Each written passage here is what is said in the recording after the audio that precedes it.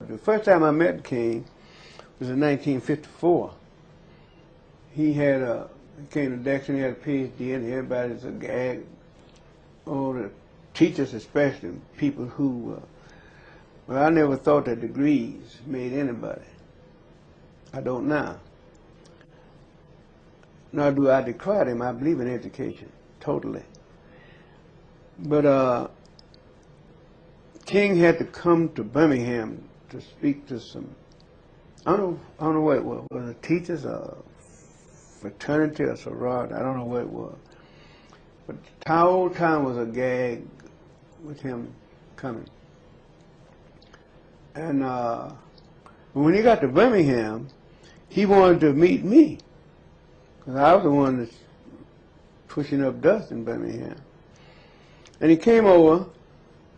King was late then. He should have been at the meeting, but he was always late. Lateness was a part of his life. Looked like. He came over, and we didn't talk that long because he had to go, but he just wanted to meet me. And we were talking about, one of the things that impressed me with him, he wasn't talking about his degrees, nor was he talking about philosophy that much. We both agreed that segregation was wrong, and that the black population especially had been debilitated by not having opportunity, not being allowed. And we agreed on that. And we agreed that something ought to be done, and that maybe in God's time. And you must remember that the Supreme Court decision had come down. See, that made me feel like I was a man at last, that I had, almost like I had got a new religion.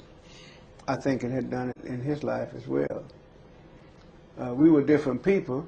We weren't real close in the sense Ralph and he were friends, like they lived together.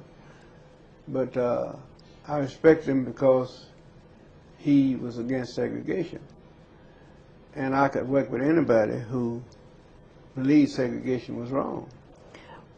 Do you sometimes get disturbed at the perception that some people have that, I mean, the whole movement centered around Dr. King, whereas you were, in fact, doing, leading a movement before Dr. King, was even in the area? No, I don't. I'm never envious of what other people have or get or positions.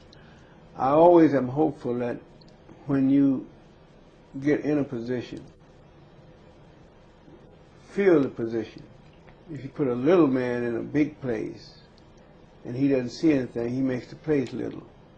I'm afraid that's what's going to happen in our country now. But you can put and everybody, most people seek to be big, but bigness to me involves service, fairness,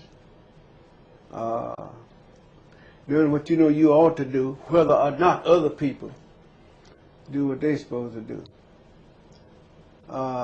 Before you got here today, I was called by one of my co-workers, been working in the Southern Organizing Committee, and I was telling her that you're being the leader of this. You can't deal with the skirmishes between people. There's always going to be skirmishes. Everything starts off around something good. Don't you know everybody prays over any organization you find?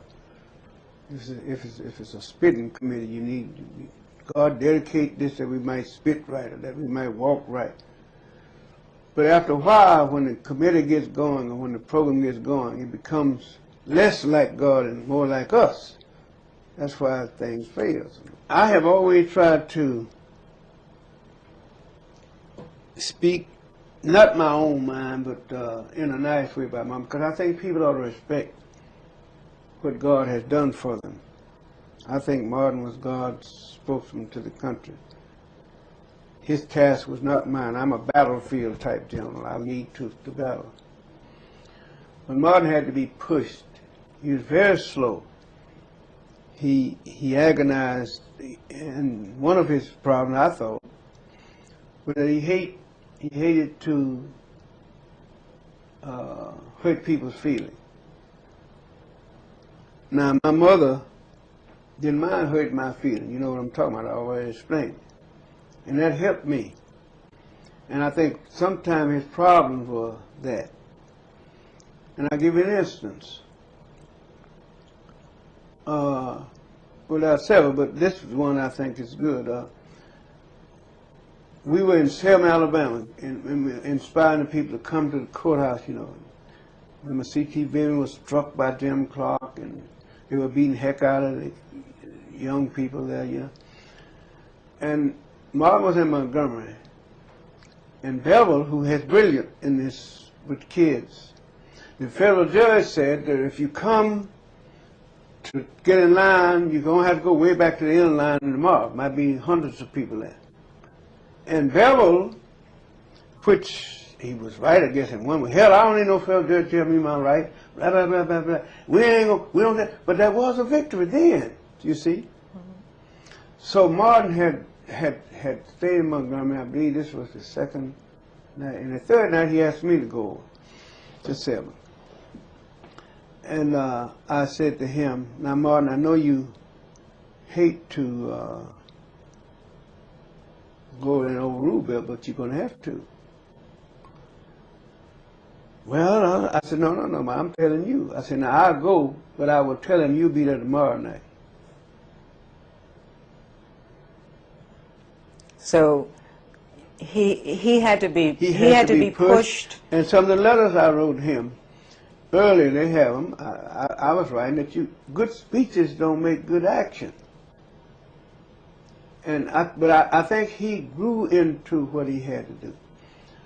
I still believe if Martin and Ralph had come back to Birmingham, we could have helped to solve the problem of integration by getting everybody registered for school so people would grow up together. White flight would, see, everybody can't buy a mortgage, you know, get a mortgage. Mm-hmm. And this just came to me. And I think if I had to do it all over again, I'd find some way, I guess I would, to do that.